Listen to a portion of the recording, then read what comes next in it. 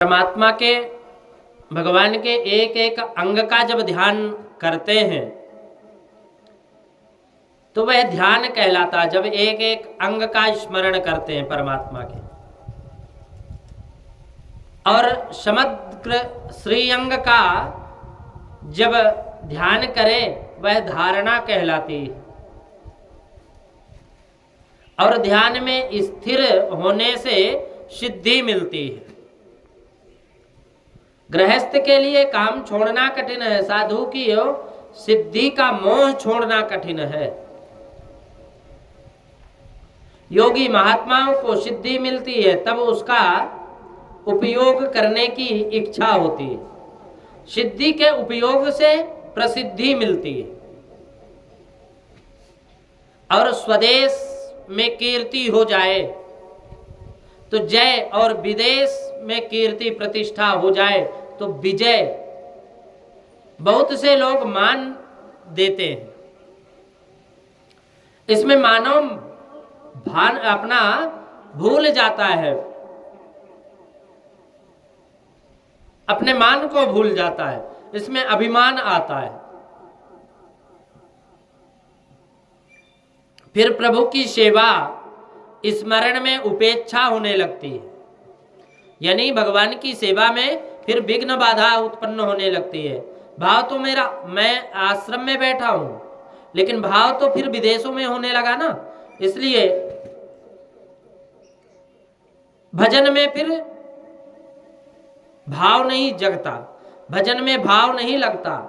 तो जब भाव ना लगे, ऐसा भजन ही, ऐसा कार्य ही मत करो जिसमें भाव ही ना लगे। और ये संत भेष लेकर के, महात्मा का भेष धारण करके फिर हम जय और विजय की तरफ अगर चले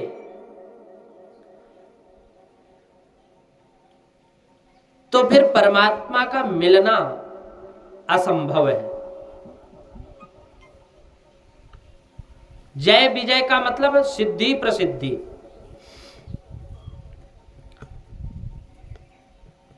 देश में भी जय जयकार हो और विदेश में भी जय जयकार हो।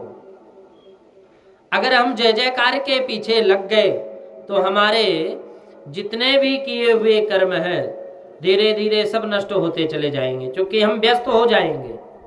जब हम अपने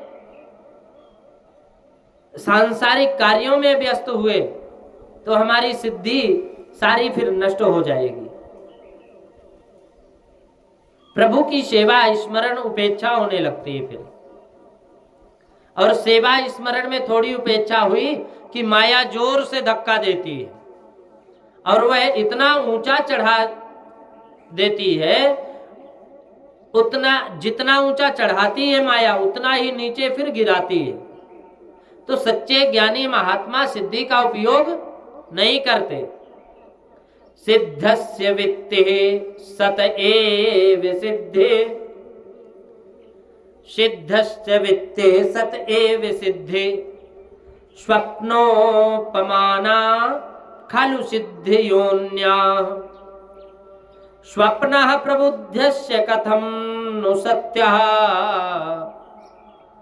सति स्थितः किं पुनरेति मायाम। सच्चे ज्ञानी पुरुषों को लिए तो ब्रह्म ज्ञान, ब्रह्म की अपरोक्ष अनुभूति ही सिद्धि है। और अन्य संसार मिथ्या लगने लगता है फिर, और इस कारण संसार की सर्व सिद्धियां भी मिथ्या है। स्वप्न से जागने पर जैसे स्वप्न मनुष्य स्वप्न में देखते हैं ना, अनुभव जैसा देखते वैसे ही अनुभव को सत्य मानने लगता है। लेकिन जब निद्रा खुलती है तब समझता है कि हमें तो स्वप्न दिखाई दिए, स्वप्न में हमने ये चीज देखी। तो संसार में यह मिथ्या लगने लगता है, फिर वो स्वप्न ही है और स्वप्न में फिर मिथ्या लगने लगता है। तो संसार क्या है? स्वप्न है। मनुष्य स्वप्न में देखे हुए अनुभव को सत्य मानता नहीं, वैसे ही संसार स्वप्न से जागे हुए ब्रह्म स्थिति में ज्ञानी महापुरुष संसार को या माया या संसार की सिद्धियों को सत्य नहीं समझते।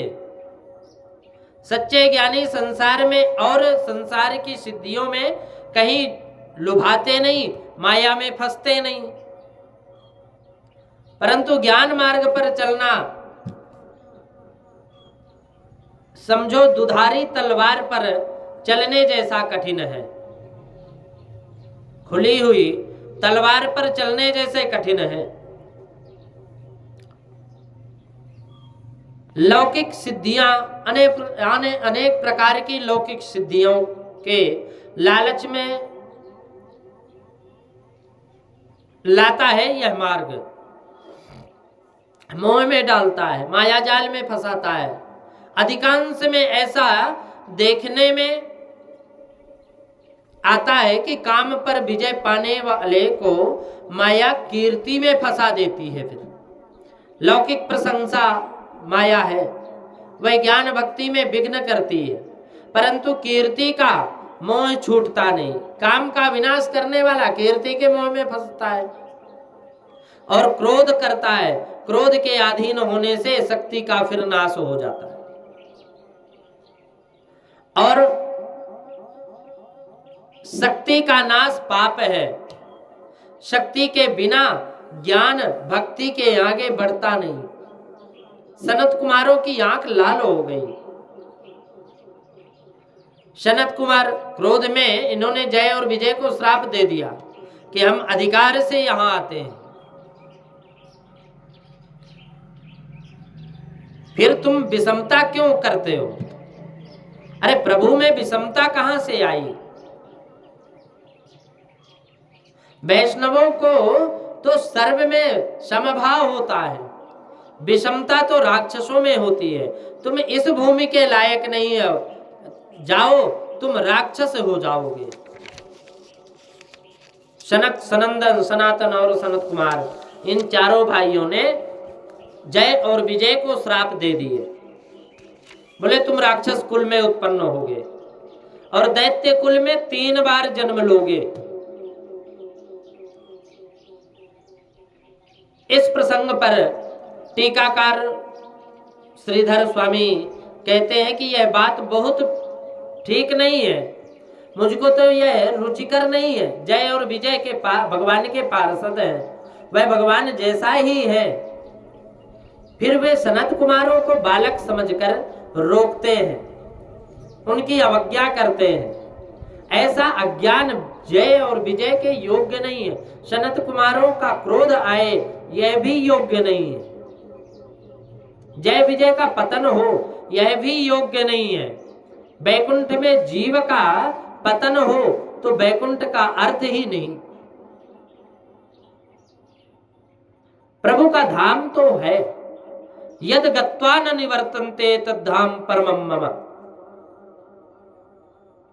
यद गत्वा न निवर्तन्ते तद्धाम परमं मम। ऐसा है तो वैकुंठ में एक बार प्रवेश मिले, पीछे कहीं बाहर जाना पड़ता ही नहीं। फिर भी जय और विजय को जन्म लेना पड़ता है, यह योग्य नहीं है। आश्रित का त्याग करना प्रभु का शोभा नहीं देता। बाद में श्रीधर स्वामी जी स्पष्ट कहते हैं कि ना, ये बहुत ही योग्य है। वैकुंठ में नारायण वर्षों तक आराम करते हैं, वहां तो ऐश्वर्य है, परंतु आराम होने के पीछे उनको कुश्ती करने की इच्छा हुई। तब पार्षदों को राक्षस बनाकर उनके साथ कुश्ती करने के लिए विचार किया। अब भगवान ज्ञान देते हैं और भगवान को ज्ञान को ढक भी देते हैं। भगवान ज्ञान देते हैं और भगवान ज्ञान को ढक भी देते हैं। उनके साथ कुश्ती करने का विचार किया, भगवान ज्ञान देते हैं और ज्ञान को ढक भी देते हैं। परमात्मा की इच्छा है कि मुझे खेलना है, ऐसी लीला करनी है। मेरे पार्षद में अज्ञान आए तो ये सनत कुमारों को रोके और इनको श्राप मिले, तभी ये आगे बहुत में अज्ञान आए। और ये जब सनत कुमारों को रोके और इनको श्राप मिले, तब आगे बहुत फिर लीला हो। इससे भगवान ने अपने इच्छा से जय और विजय को उस समय अज्ञानता की लीला में फंसा दिए।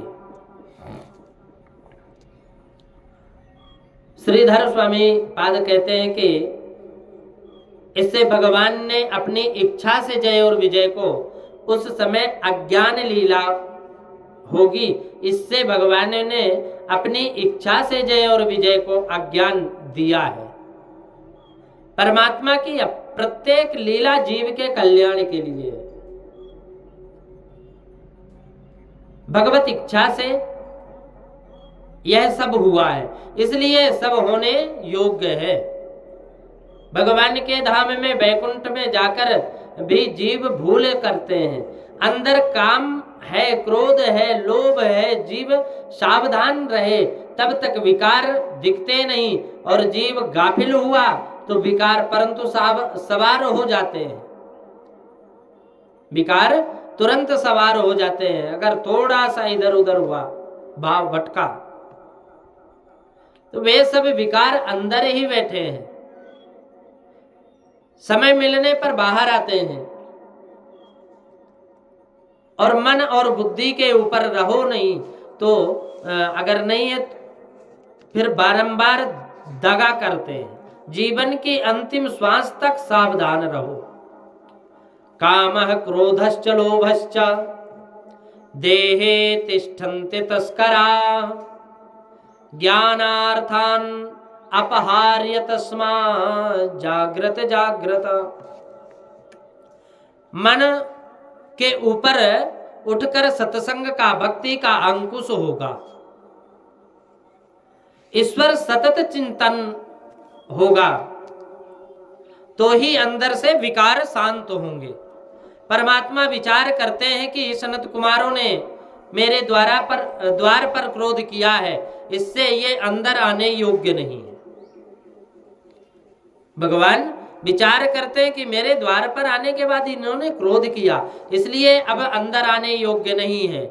आज तक इनको क्रोध के ऊपर विजय मिली नहीं, इससे मेरे धाम के लिए ये योग्य नहीं है। मैं ही बाहर जाकर दर्शन देता हूं। तो परमात्मा बाहर आए, परमात्मा के श्रीअंग में से कमल की दिव्य सुगंध आती है। तेजोमय अक्षर ब्रह्म का ध्यान करने वाले ऋषियों को परमात्मा के दर्शन हुए तो खूब आनंद हुआ। परमात्मा के दर्शन करने से सनत कुमारों को अपनी भूल समझ में आ गई। उन्होंने प्रभु के धाम में आकर क्रोध किया था, प्रभु का अपराध किया था, तो सनत कुमारों ने प्रभु से क्षमा मांगी। प्रभु ने कहा तुम्हारा अपमान तो मेरा अपमान है, तुमने जो किया है वह योग्य ही किया है। 3 जन्म के पश्चात जय और विजय मेरे धाम में आएंगे। भगवान ने जय और विजय से कहा कि तुम्हारे 3 अवतार होंगे, परंतु तुम्हारा उद्धार करने के लिए मैं 4 अवतार लूंगा। पहले जन्म में जय विजय, हिरणाक्ष, हिरण्यकश्यपु। दूसरे जन्म में रावण कुंभकर्ण। तीसरे जन्म में शिशुपाल दंतवक्त्र। हिरणाक्ष और हिरण्यकश्यपु लोभ के अवतार हैं। रावण कुंभकर्ण काम के अवतार हैं। शिशुपाल दंतवक्त्र ये क्रोध के अवतार हैं। काम, क्रोध और लोभ ये मनुष्य के, शिशुपाल दंतवक्त्र क्रोध के अवतार हैं। ये सब ये काम, क्रोध, लोभ ये महाशत्रु हैं, ये नरक के द्वार हैं। मार्ग में विघ्न करने वाले क्रोध हैं। कर्म मार्ग में विघ्न करने, ज्ञान मार्ग में विघ्न करने वाले क्रोध हैं। कर्म मार्ग में विघ्न करने वाला काम है और भक्ति मार्ग में विघ्न करने वाला लोभ है। क्रोध से ज्ञान का नाश होता है, काम से कर्म का नाश होता है और लोभ से भक्ति का नाश होता है। लोभी भक्ति कर कभी नहीं कर सकता। मनुष्य भगवान के लिए अथवा दान के लिए हल्के से हल्की चीज भगवान के उपयोग में पूजा के लिए लेकर के जाता है और अपने लिए बड़ी बड़ी चीज का उपयोग करता है। सत्यनारायण की कथा में भी बैठना हो तो भाई पीतांबर पहनकर बैठता है और जब ठाकुर जी के वस्त्र का परिधान का समय आता है तब कहता है कि कलावा लगाया जाए।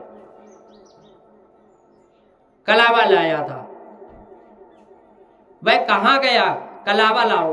अब भगवान कहते हैं कि बेटा मैंने भी तेरे लिए लंगोटी पहनाने के लिए वस्त्र तैयार रखा है। तो जय और विजय से कहा था, तभी इस प्रमाण में प्रभु ने 4 अवतार लिए। प्रभु ने वाराह और नरसिंह अवतार लेकर हिरणाक्ष और हिरण्यकश्यपु का वध किया। रामावतार धारण करके रावण और कुंभकर्ण का वध कर दिया और कृष्णावतार में भगवान शिशुपाल और दंतवक्त्र को मारा है। 3 जन्म पीछे जय विजय पुनः प्रभु के धाम में गए। अब रामावतार जय और विजय को मिले श्राप के कारण हुआ था, तो रामावतार मनु शतरूपा को दिए गए वरदान सिद्ध करने के लिए